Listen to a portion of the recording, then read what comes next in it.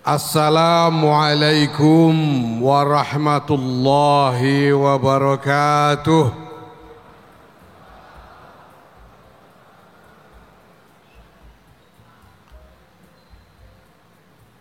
Alhamdulillah wa syukurillah, wassalatu wassalamu ala rasulillah Sayyidina Maulana Muhammadin ibn Abdullah wa ala alihi wa sahbihi wa mawala. Amma ba'd, saya mungkin tidak akan bicara terlalu panjang karena bahannya sudah dihabiskan Cak Amir.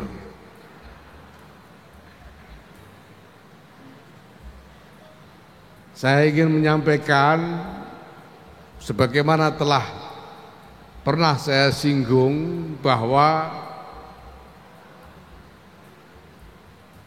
Palembang kita pilih sebagai salah satu titik pelaksanaan peringatan Harlah Nahdlatul Ulama karena Palembang ini adalah Sriwijaya.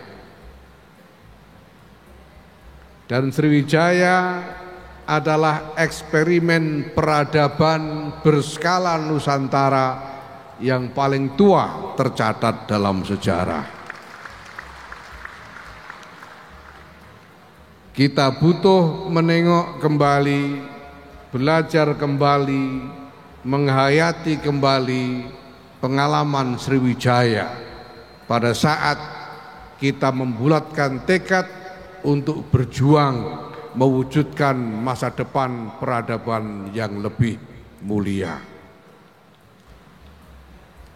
Sriwijaya adalah peradaban besar yang mampu bertahan tidak kurang dari 7 abad, sejak abad ke-7 kelahirannya sampai dengan abad ke-14. Kalau kita belajar dari sukses Sriwijaya di dalam menegakkan peradabannya, kita bisa melihat bahwa etos fundamental dari Sriwijaya adalah di antara yang lain terutama keluasan dan keuletan, flexibility and resilience, luyunah wa murunah.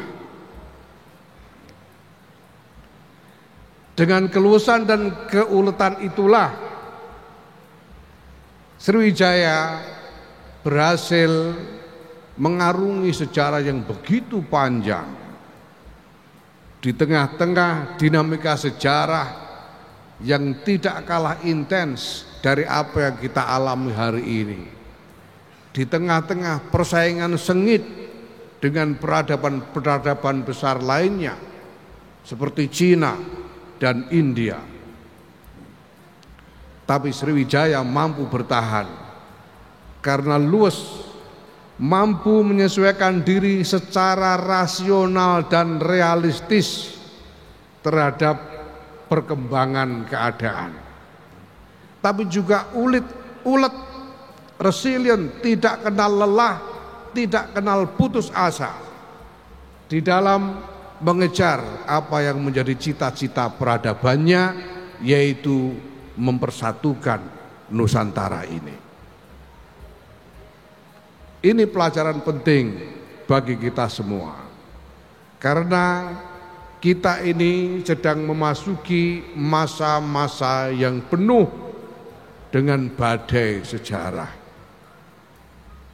Kita sedang menghadapi masa-masa yang penuh ketidakpastian, penuh kejutan. Orang menyebut-nyebut tentang era disrupsi. Begitu banyak kejutan-kejutan yang muncul, yang menggoyang kemapanan-kemapanan yang ada. Kita sedang sangat optimis mengejar kemakmuran ekonomi, tiba-tiba ada pandemi. Kita sedang berusaha menjalin perdamaian yang lebih lestari di antara berbagai bangsa, tiba-tiba meletus perang Rusia-Ukraina. Entah di masa depan ini akan ada kejutan apa lagi. Tidak mungkin kita mampu bertahan dari berbagai macam ketidakpastian itu apabila kita tidak memiliki keluasan dan keuletan untuk menghadapinya. Satu lagi pelajaran yang sangat penting dari Sriwijaya ini, Bapak Ibu, sahabat-sahabat sekalian, adalah bahwa Sriwijaya ini lahir dan tumbuh di atas fasilitas kemewahan alam. Sriwijaya ini bukan peradaban pantai.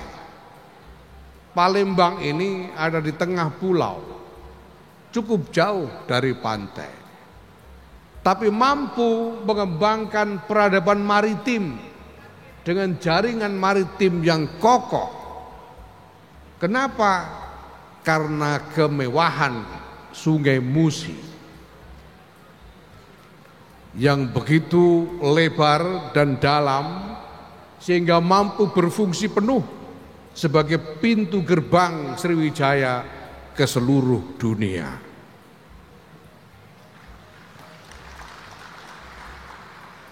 Mari kita lihat sekeliling kita. Bangsa ini dikaruniai dengan kemewahan alam yang luar biasa. Kalau sampai bangsa ini tidak bisa menjadi makmur, tidak bisa menjadi sejahtera, ini tidak masuk akal. Karena bangsa ini luar biasa kaya dengan kemewahan alamnya. Tetapi ini juga pelajaran penting dari Sriwijaya, bahwa keruntuhan Sriwijaya setelah 7 abad kemudian terjadi karena kegagalannya dalam merawat kemewahan alam itu.